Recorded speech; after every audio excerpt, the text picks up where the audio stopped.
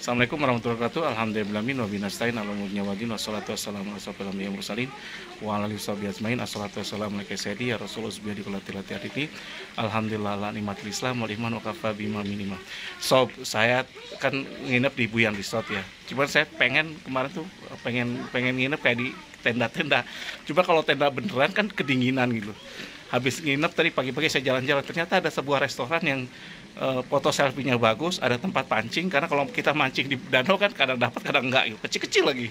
Nah ternyata ada ini subscriber saya yang ini dia langsung kenal saya juga kaget gitu. Ini dia kenalkan nih. Dia, dengan Pak siapa namanya? Dengan Gede, Pak. Pak Gede ya. Iya. Pak Gede ini ada kolamnya sob. Terus ada nanti tak liatin ya.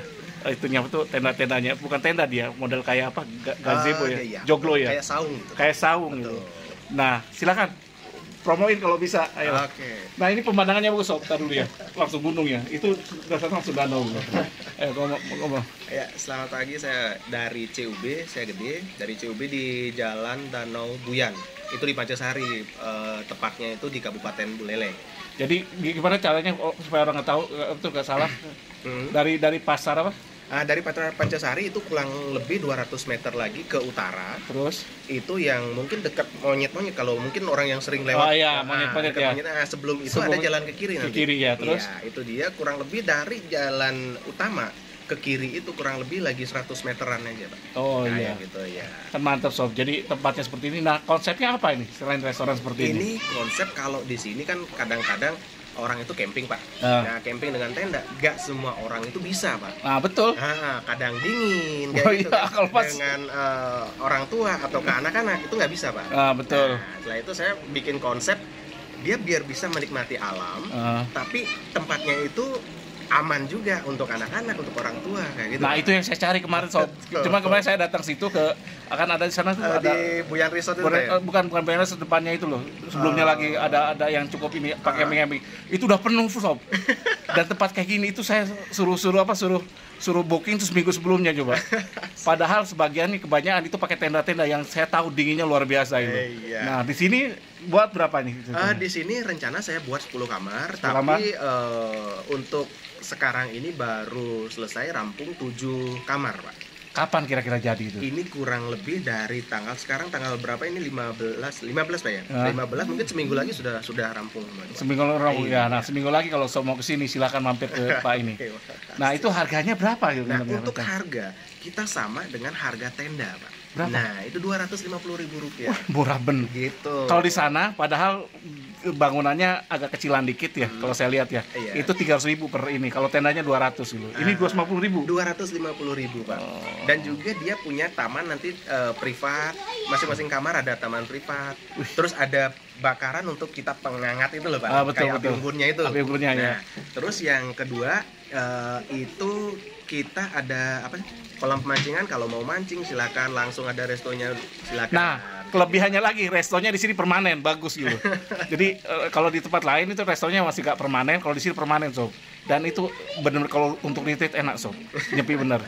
Katanya mau buatin suite-nya di situ katanya. Iya, untuk 2 itu jadi di bawahnya itu dia ada kamar tamu, di atasnya itu ada kamar, Pak. Oh, di atasnya ada kamar? Iya, betul. Wah, itu berapa kalau jadi nanti depannya? Kalau yang itu mungkin beda 100.000, Pak. Beda 100.000. Ya. Tadi saya sarankan juga tetap aja harus ada tenda-tenda biasa yang warna-warni dan ada lapangannya, sedikit lapangan. Ini luasnya berapa? 50 ya? Ini 56. 56 kayaknya Ya, cukup betul. gitu. Nah, sisakan 5 arus, 10 arus seperti itu. Mungkin Supaya apa? iya. Anak-anak muda sob. Betul. Membuat rame gimmicknya gitu. Betul. Terus kalau di foto-foto kalau warna-warni kan sip ya kalau lapangannya luas gitu. Betul.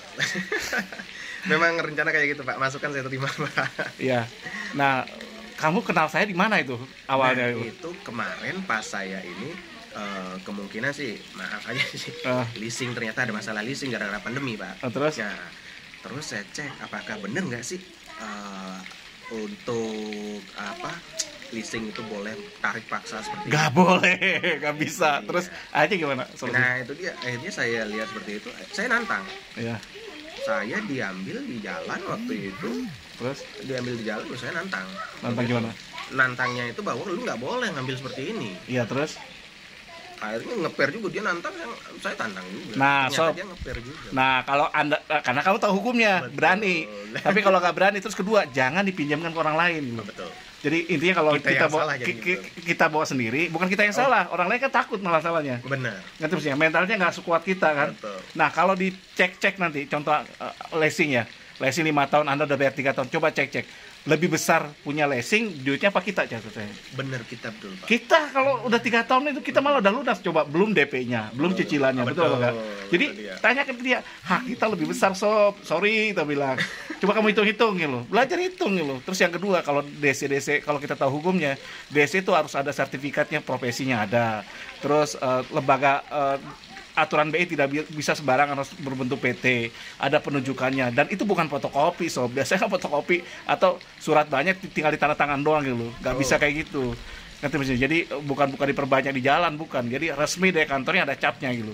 Dan kalau bisa kita ini lihat dulu data dirinya dia, fotoin pasal 1. Jadi harus dengan tenang. Ketika dia panik, kita tenang aja. Yeah. Pak, saya mau banget kerja sama Bapak. Sekarang minta foto, betul nggak Bapak dari ini? Betul nggak Bapak punya sertifikasinya?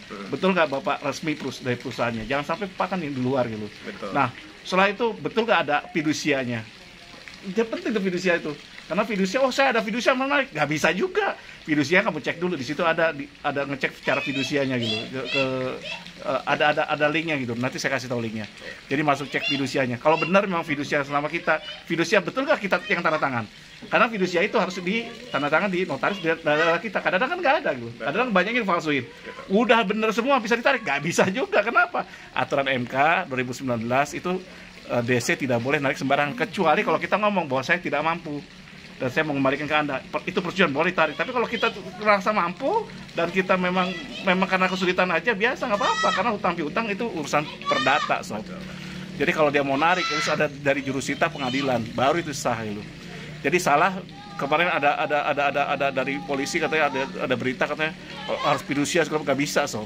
Bukan hanya fidusianya sah ya nggak apa-apa, tapi untuk penarikan itu butuh dari pengadilan negeri, pengadilan setempat. Kedua, dan sebenarnya gini loh, ada cara mudah sebenarnya kalau mau. Ini saya kasih triknya.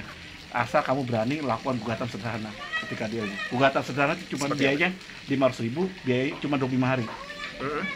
Asal bukan masalah tanah.